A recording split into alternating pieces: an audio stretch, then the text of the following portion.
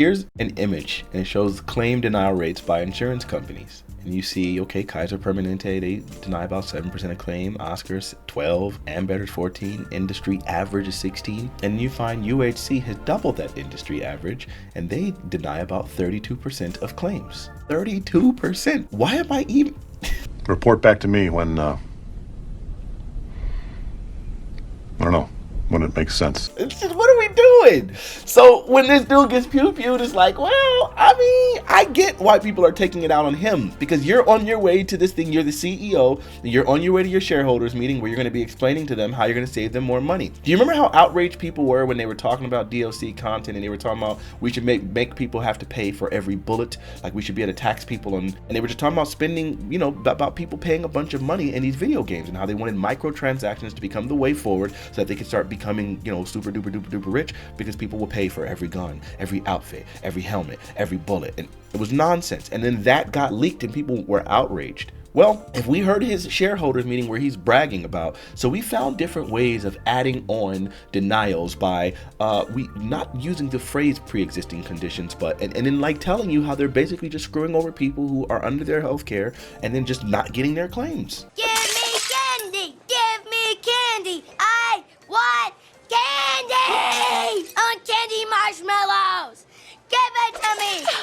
Give it to me! And I want pasta! He sure looks like a handful. When he gets like this, I just don't know how to make him stop. Have you ever tried beating his ass? What was the bell?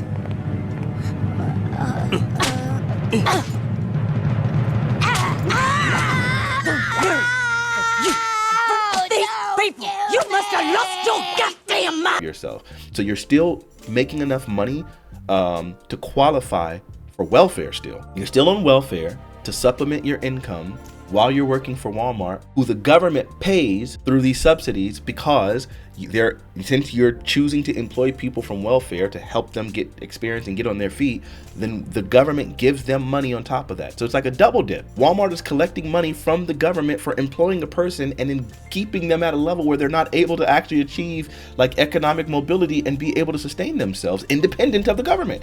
So they stay on the government collecting money, and then Walmart doesn't pay taxes because, loopholes. So the fact of the matter is, it starts getting really, really disgusting when you find out like how all of these companies are making all this money. And then you find out that all the Waltons are worth billions and billions and billions of dollars.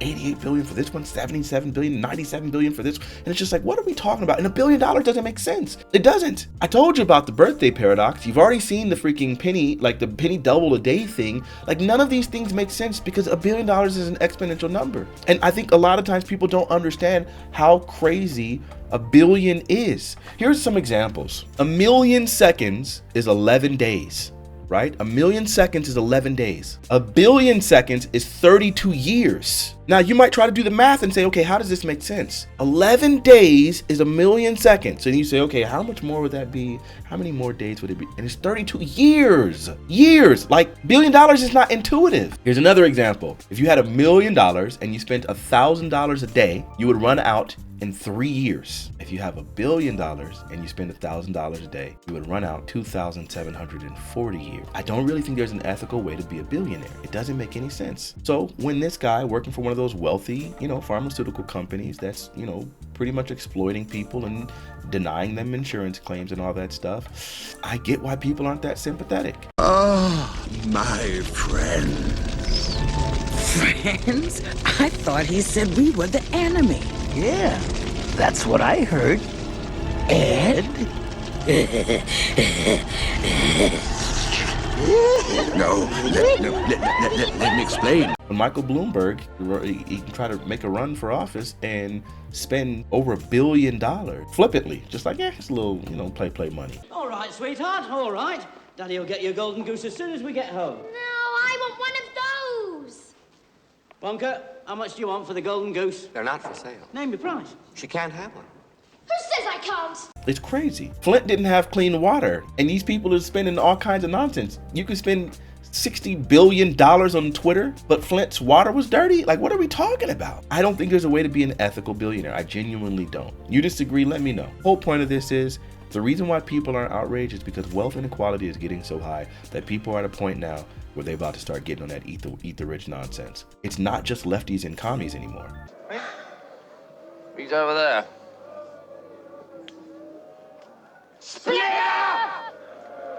I think everyday people are at the point where they're starting to recognize how actually absurd it is. And one of the problems in the United States is, I think they call them embarrassed millionaires, where every person in the United States, they believe that they're not poor. They're just an eventual millionaire that's just temporarily embarrassed because they're not living to their means yet. They're not living the life they're supposed to yet. They'll get there though. And I think there were studies that demonstrated that if you show enough rags to riches stories, people start to believe that they will eventually become very, very, very wealthy. And of course, there's goodness no time, movies about that kind of thing. So there's enough people asleep that it won't happen immediately, but I think we're starting to see it. We are starting to see people kind of revolt quite a bit. It is said that the people are revolting. You said it. They stink on ice. No, Your Majesty, this is a very serious problem. The peasants feel you have no regard for them. What? I have no regard for the peasants. They are my people. I am their sovereign. I love them. Oh! And I think the fact that people's reaction is the way it is very telling. And I think I've seen statistics that demonstrate that there has to get to a certain level of wealth inequality before people start rioting. And they typically base it on the French Revolution. They look at those numbers. And then the French Revolution isn't the only one, but they look at like where the wealth inequality is before people finally have like uprisings and they're just are done with it. And I think we're past that. So it seems like the tolerance is getting a little bit higher, which means education is being dumbed down quite a bit more. And you have enough people who identify with the billionaire. And Republicans have gotten extremely good at like hiding their messages and like changing it so that they can divide us even more. And I think we're about to start seeing that limit really, really soon. The whole point of this is once I started recognizing how much $1 billion is, I started losing a lot of respect for almost every billionaire.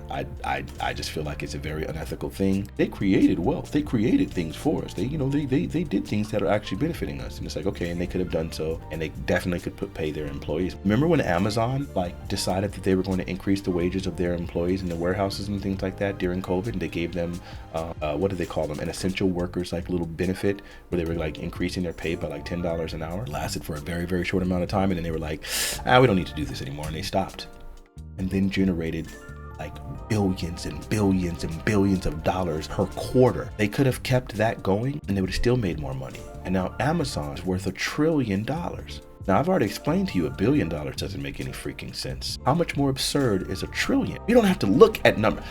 If already the billion doesn't make any freaking sense, when we're talking about trillions, we're not even talking about numbers anymore. This doesn't even make any freaking sense. Elon Musk is going to be a trillionaire. Eat the rich. I mean, I'm not going to dine on him. You know what I mean? I'm not no cannibal, but you know what I'm saying? Something got to be done. This deep